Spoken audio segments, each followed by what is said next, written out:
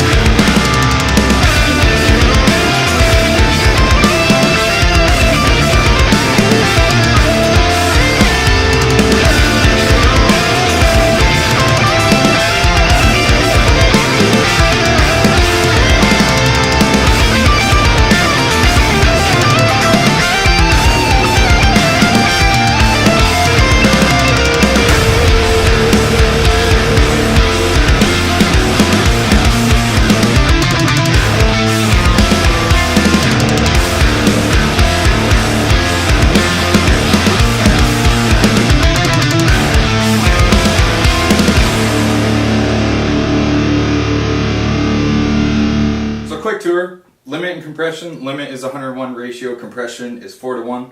Output gain, a lit view meter. It's not lit right now, it's not plugged in, but it does light up. Peak reduction, we have an on-off switch, and then you have two different output options that you can show on the view meter, and then gain reduction. On the back side, we have a built-in power supply, which is cool. That was my only complaint about the last Warm Audio product, so it's great to see that there. A power ground, which we don't really need to worry about. They're kind of just paying homage to the original WA-2A unit. Meter adjust, so you can easily adjust your meter if it's off calibration or whatever.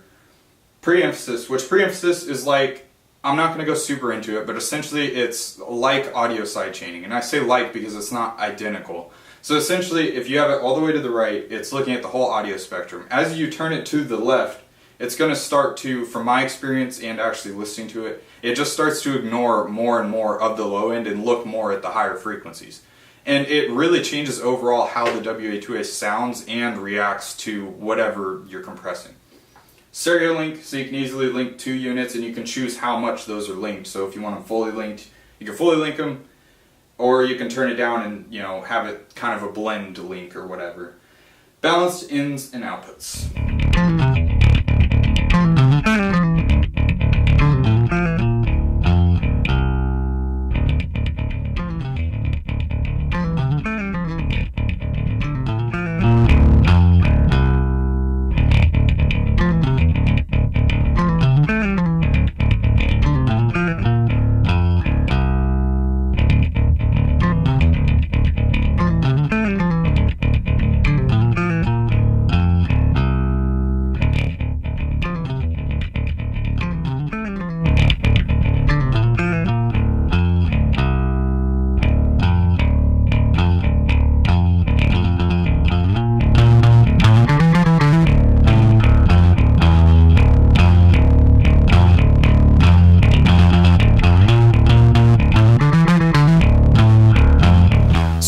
I think it's a super sick piece of gear. It is 2-rack unit, so it's a little bigger. It does take up some space. However, the original WA-2A is even bigger, so it's kind of nice to see it a little more compact. It's built super solid. The paint finish is great. I don't see it wearing anytime soon. My only complaint is having the pre-emphasis on the back, because I noticed every single time we record, switching between guitars to bass to, you know, distorted guitars, acoustic guitars, I'm fiddling with the pre-emphasis knob. And with us, since we're, you know, kind of demoing it and trying to highlight it, we're leaving it on, just sitting on the desk, so we can easily reach back and, you know, mess with it. But every time I reach back to change something, I notice half the time I'm actually hitting the meter adjust, and it's completely throwing the meter off and just fouling it up. I'd love to see like a Rev 2 or something to have that pre-emphasis move to like a set screw in the front or something. That would be super awesome.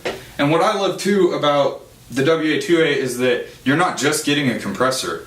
We've ran guitars through it, not actually compressed at all, and we've just driven the tubes and it sounds so cool. Same with like snare drums.